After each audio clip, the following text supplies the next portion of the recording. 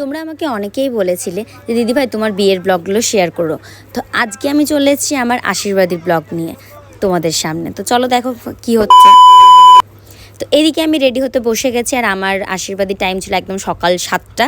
তো এই দেখো আমার লুক পুরো আমি রেডি হয়ে গেছি। এবার আমি চলে যাব আশীর্বাদীর জায়গায়।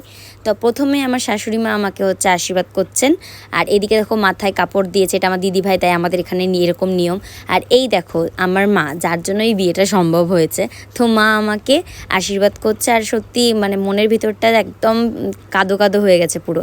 এদিকে আমার মামা শ্বশুর, আর এইদিকে দেখো কৌশিক আমাকে মিষ্টি খাচ্ছে, আমি কৌশিকে মিষ্টি খাচ্ছিলাম। কেন? কারণ আমাদের মিষ্টি মতো সম্পর্ক করে রাখতে হবে। আর এদিকে আমরা সবাই দাঁড়িয়ে গেছে, সবাই আমাকে আশীর্বাদ করবে। এরপরে আমি অনেক টাকা পেয়েছি, তাই আমি নাচতে নাচতে চলে যাচ্ছি। আর লাস্টে তো নাচানাচি হবেই।